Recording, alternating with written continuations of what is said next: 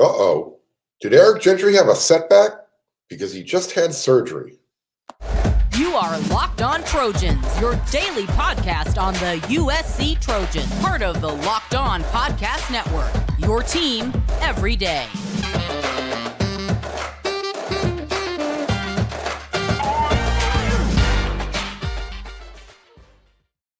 Fight on, everyone. I'm your host, Mark Holkin, and thank you for making Locked On USC your first listen every day. Whether you're watching me on YouTube or wherever you like to download your podcast, we are free. And once again, thank you for coming along for the ride. Hope you're enjoying the show. If you are, there's that like button on YouTube. Hit it. It means a lot. And if you haven't subscribed yet, now's a good time. Thank you.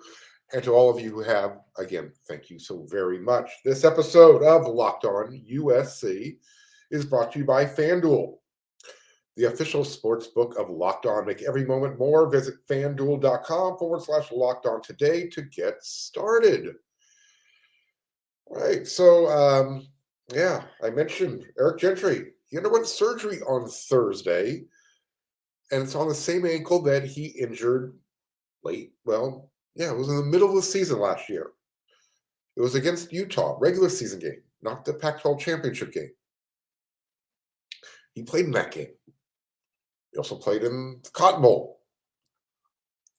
So I guess my question is, I'm hoping everything's okay. I'm not thinking anything negative, but the first thought that popped into my head was spring camp's right on the record, right around the corner. I'm sure he's been working out, off-season workouts. Number one, did he have a setback? Did he re-injure it? Did something happen?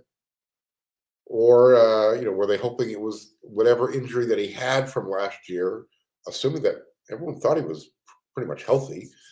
It's been lingering. They need to go do some cleanup.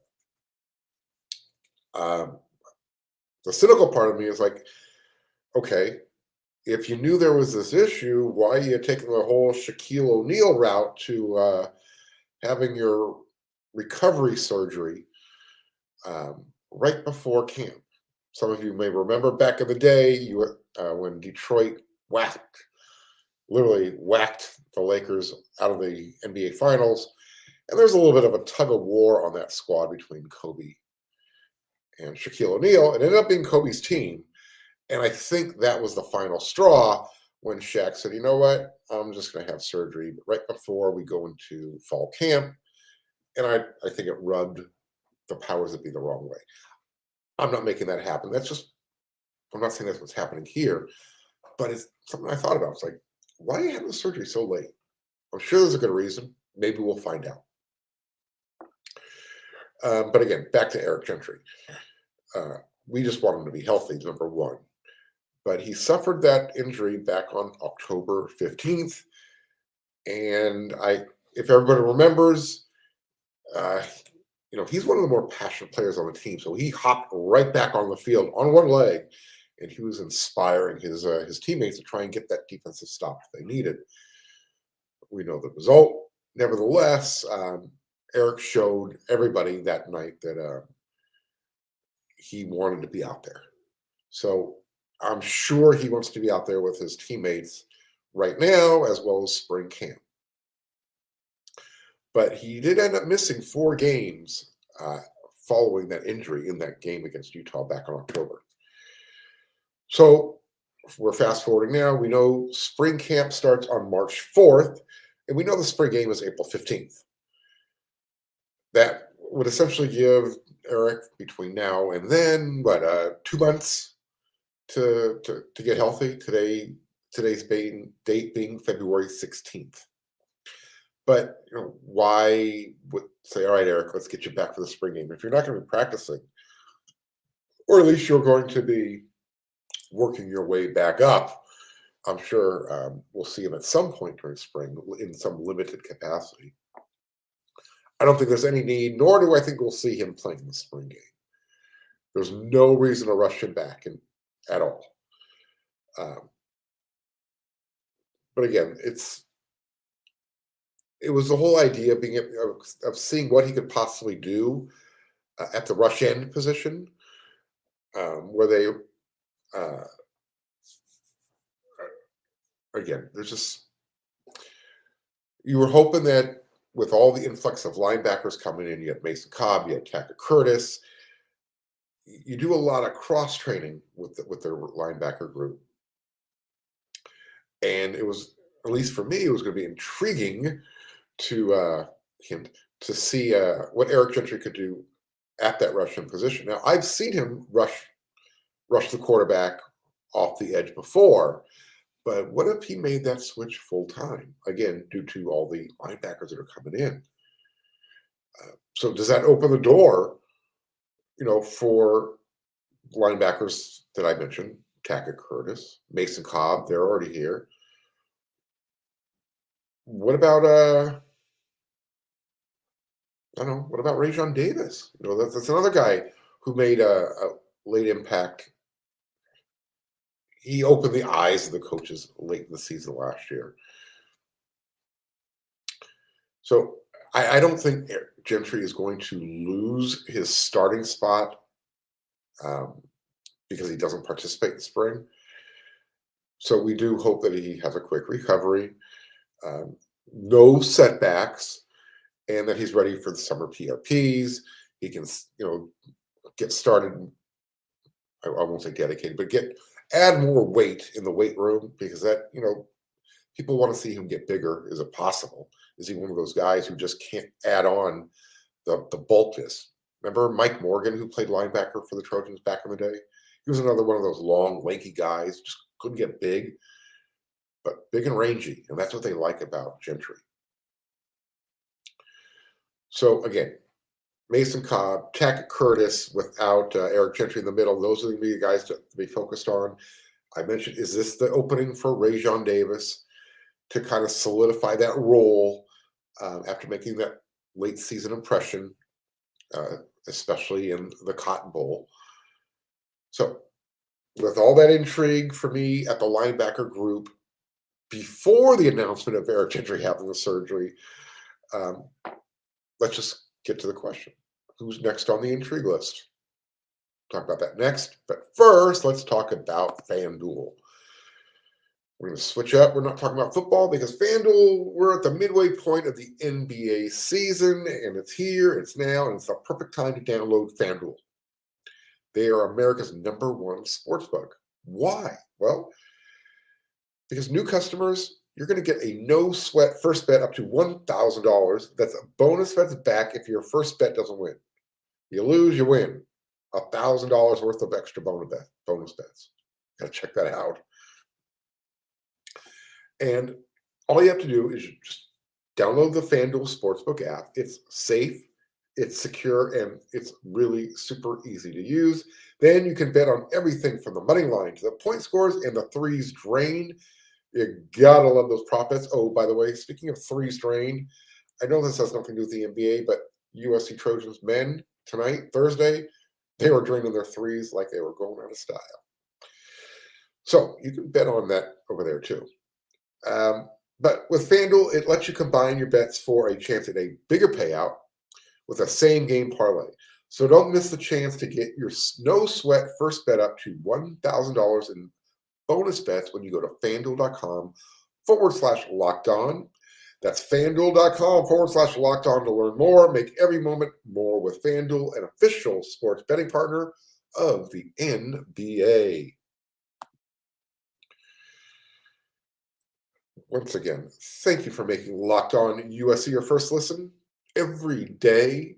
I want to make sure you check out our brand new podcast, Locked On College Basketball. Everything you need to know about college basketball in one place. Plus, you're going to hear from big-name experts, insiders, coaches, and the players. Locked On College Basketball, available on YouTube and wherever you get your podcasts. All right, before we get to the intrigue list, I mentioned the men's team just a moment ago. Real quick, let's give them their props. They had a rough weekend last week against the Oregon schools. They came home Thursday night, Galen Center. They destroyed Cal. I mean, it was embarrassing for Cal, 97-60. And here's an interesting stat line. No player, according to one of the posters at We Are C, I'm going to steal your thunder here and put it over here. Nobody in the NCAA this year has put up a stat line of at least 30 points, 7 rebounds, 6 assists, 2 steals, 1 block, and 1 turnover or less. Well, Drew Peterson did that tonight against Cal. So props to Drew. By the way, at halftime, both Drew and Boogie combined, they had more points than the Cal team. That's how bad it was for them. I mean, Cal is they're sucky bad. I mean, 3-23 overall for the season. Bad. USC, they will take on Stanford Saturday night at Galen, 7 p.m. Oh, by the way, Stanford's kind of on the uptick a little bit. They did beat Arizona last week, so it's going to be a tougher game than Cal. USC needs to win this game. It is a must-win at home. They won 13 in a row. Let's go for 14. All right, back to football because I know some of you guys get all tight in the gluteus when I talk basketball for any amount of time. There, I think I went 3 minutes, so deal with it. So isn't it weird how the door is wide open for Rajon Davis on the same day he appeared on the WeRSC Intrigue List? Now, if you are going over to WeRSC.com, you will find out that, full disclosure, from Eric McKinney, that Eric Gentry was actually the guy number 16 on the list compiled at WeRSC. So isn't it weird that on the day that he's going to be spoken about, he decides to have his surgery? So Rajon Davis was number 21 apparently on the WeRSC list. He was a little higher on my list. Full disclosure from me, Eric Gentry never made my list that I submitted. So I guess he would have been number 21. And only because I'm looking at it from this point, if he would have made the full-time position switch to rush in, I mentioned it in the earlier segment, I've seen him rush the quarterback off the edge. Can he do it full-time? Is he big enough? So, Rajon, he was much higher on my list. But as I mentioned, he and Mason Cobb and Tackett Curtis and all those other linebackers who cross-train, within the group so they can play all the positions. Shane Lee, not mentioning every name. I don't want to go down the road. All I'm saying is the door's open to see who can maybe earn some rotation spot at that middle linebacker. Maybe open the coach's eyes and be more creative with the personnel they have now. So who was on my intrigue list? Well, it's still a defensive guy. So number 16 for me on the intrigue list as we work our way up to the most intriguing, it's the transfer cornerback Christian Roland-Wallace from Arizona.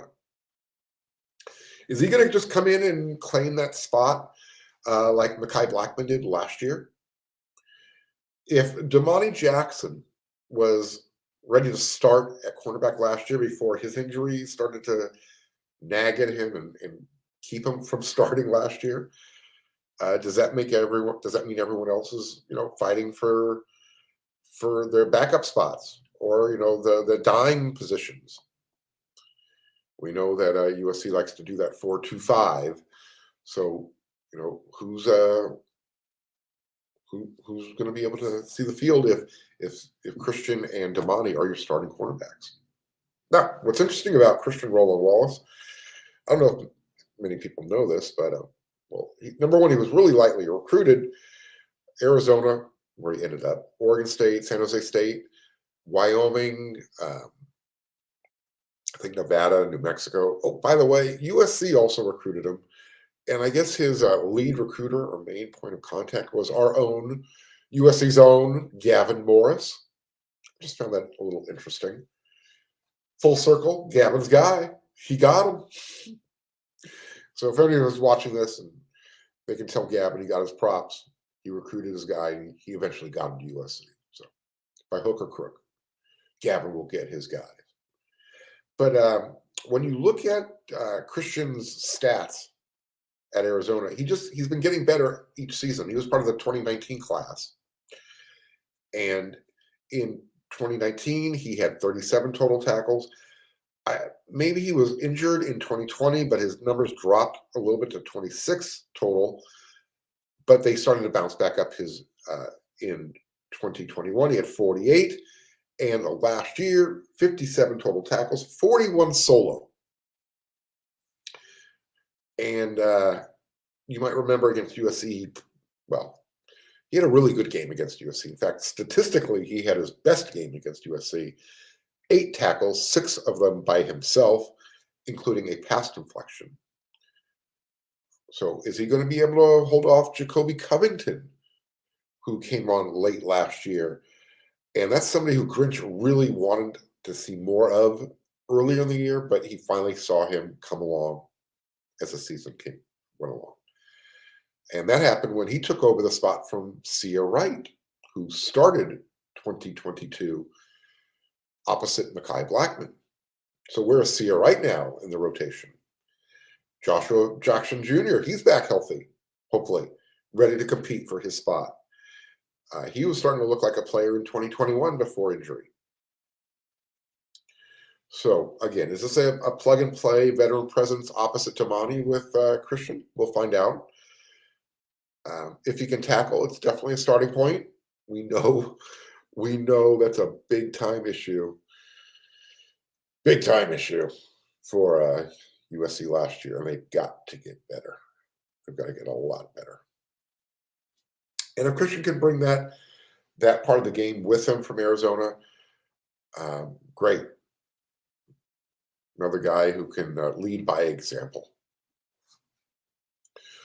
So while Eric Gentry going down is definitely intriguing, and it opens up a lot of playing time for the other linebackers who would typically be rotating behind him.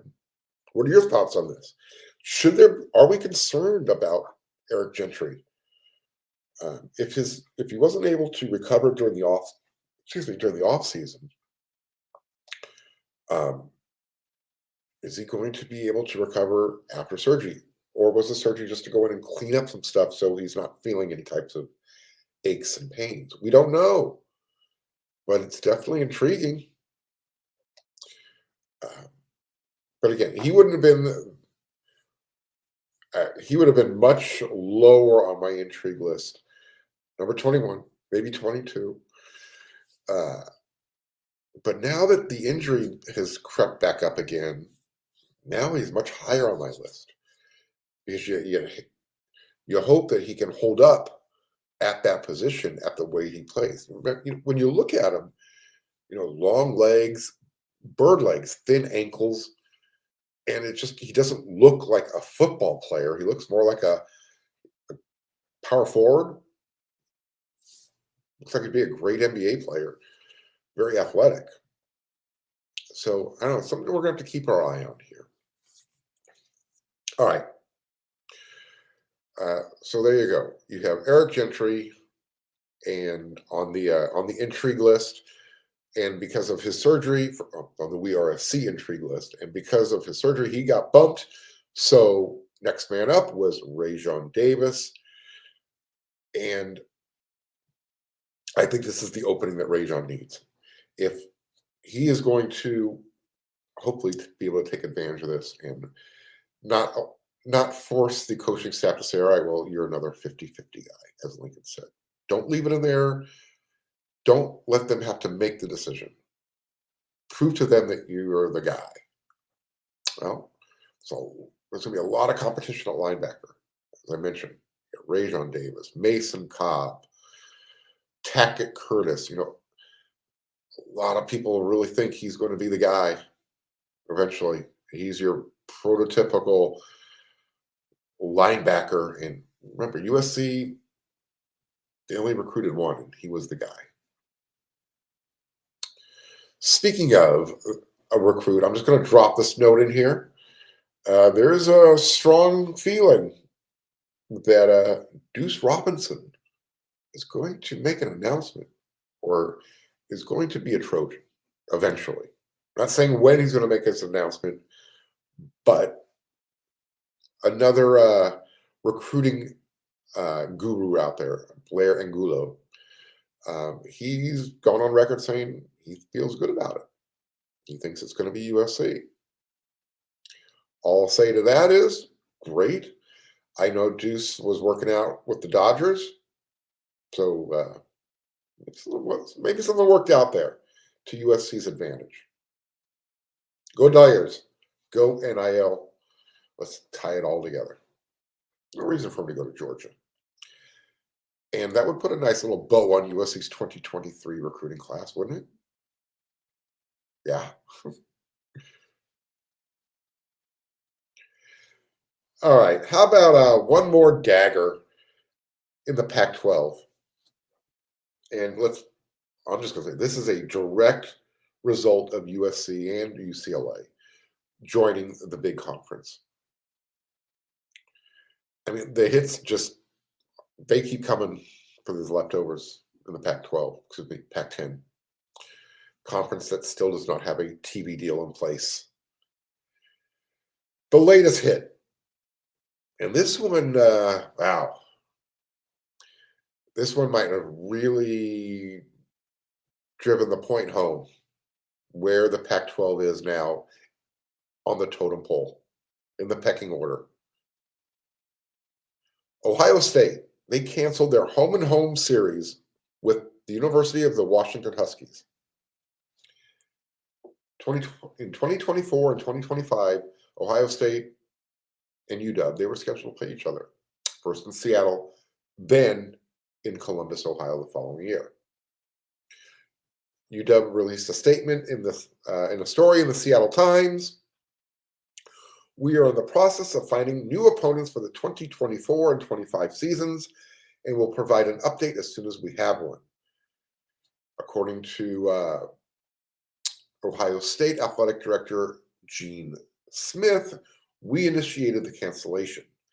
I have the utmost respect for the University of Washington and for Director of Athletics Jennifer Cohen, and this was a very difficult call to make.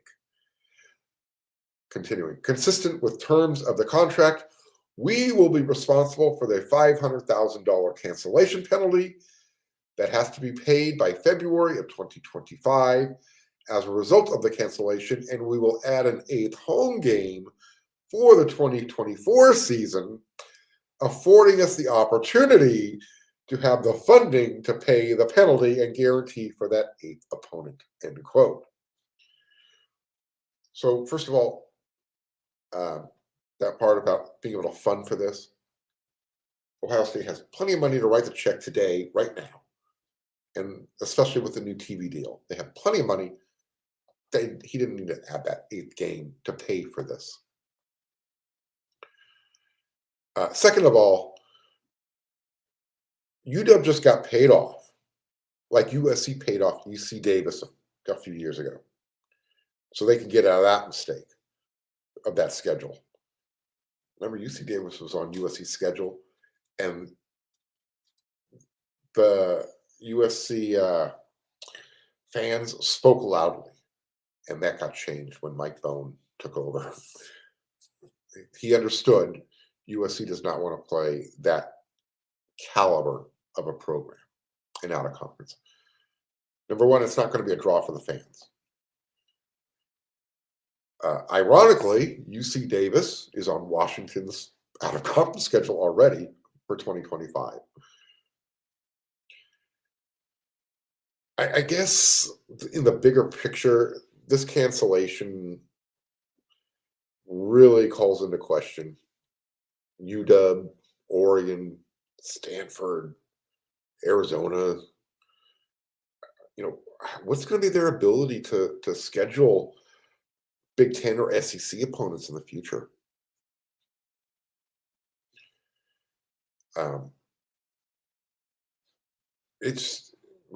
We know that we know things are moving to the super conferences.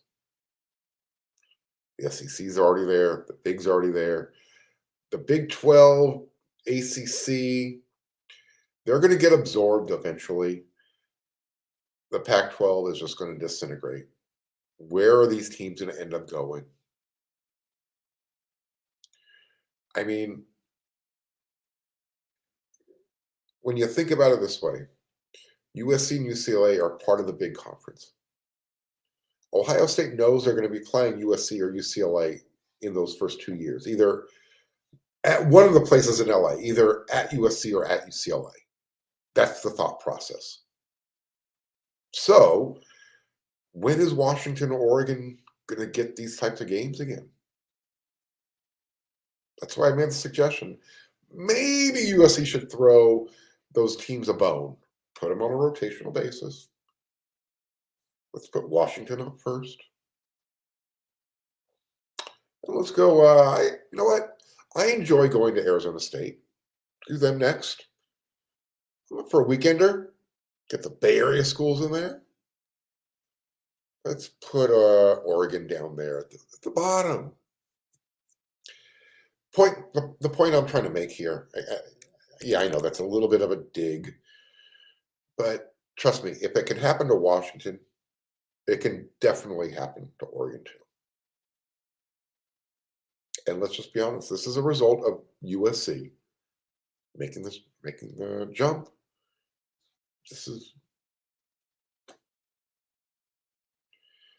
It's friendly fire. Well, I guess that's one way of putting it.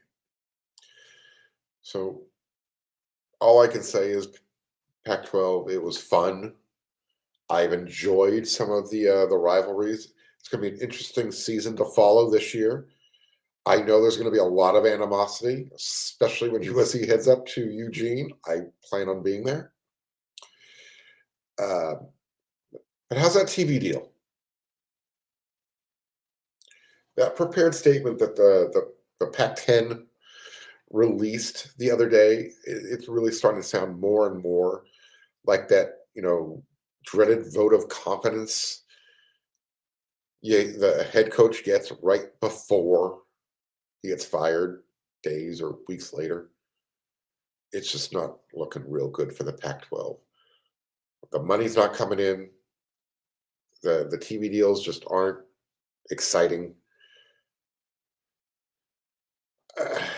Man, it's fun while we knew you. All right, we'll be back again with another 5 episodes of Locked On USC starting next week, because that's the end of this week. Hope you enjoyed this show. I did. And, oh, by the way, don't forget to check out Locked On College Basketball when you're done making Locked On USC your first listen every day. And then don't forget, head on over to weareusc.com. We got a lot of good content for you. And that's when you're going to find out about stuff about Eric Gentry. You'll find out some recruiting information. Deuce Robinson. Head on over there. But have a great weekend. Until I see you guys again, you know what to do.